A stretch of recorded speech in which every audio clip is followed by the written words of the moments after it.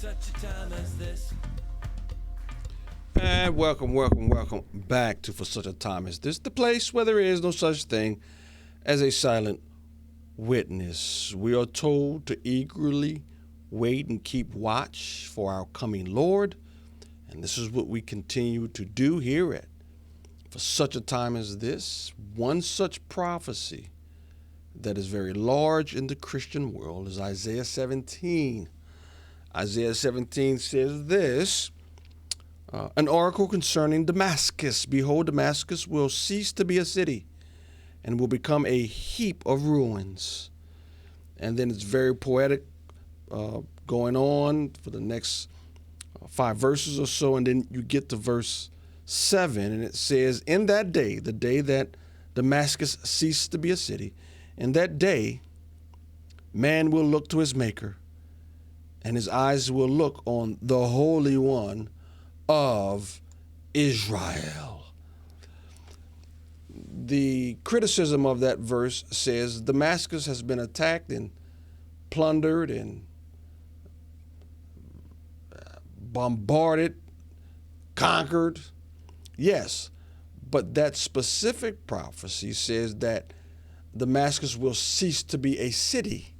That has never happened. Damascus, by many accounts, is the oldest inhabited city on earth.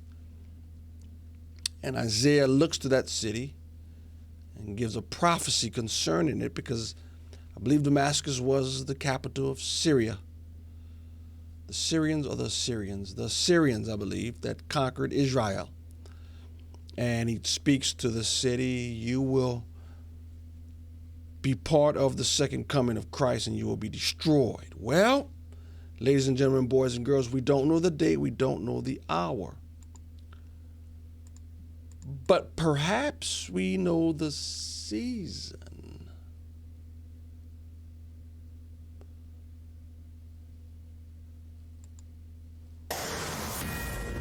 Some breaking news this morning in Syria. There are some strikes by Israel because there were attacks in that northern region, that northern border region, and Israel's not going to stand for it. Marco Rubio, the Secretary of State, just a little bit ago at the State Department said, guys, maybe you want to back off, tamp it down a little bit, but this is a unfolding situation and some breaking news, and that's why Trey Yinks is going to join us from Tel Aviv for an update. Good morning, Trey. Yeah, hey, Dana, good morning. All of these Israeli strikes taking place in response to violence that is erupting in the Sweda province of southern Syria. There is a Druze population in southern Syria that is supported by the Israeli government. So when violence erupted there earlier this week, the Israelis began to carry out a series of airstrikes against Syrian government tanks that were approaching the city. There was concern that they would participate in the fighting that was being done between the Druze and a Syrian Sunni Bedouin tribe. Now, as this was erupting, there were warnings and conversations taking place with Israeli officials using back channels to speak with the Syrian government, telling them not to enter the Sweda province because it could be a threat not only to Israel as these forces got closer to Israeli territory, but also to the Druze minority population there.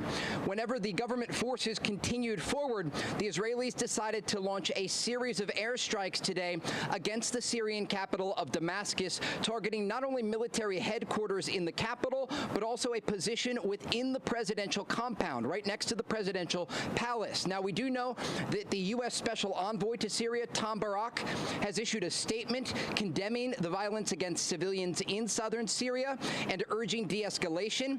He praised the Syrian government for putting out a similar statement condemning the violence, but indicated their actions and words needed to match.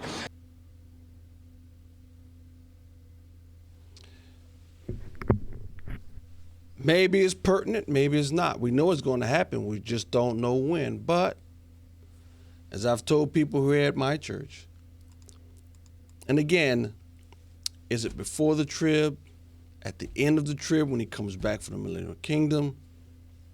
We don't know. But something's going to happen with Damascus surrounding the 7-year tribulation, surrounding the coming millennial kingdom. We don't know. We don't know.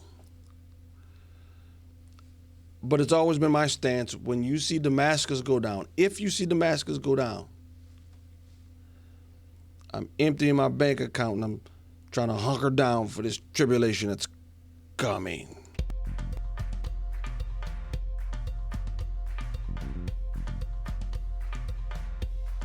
For such a time as this,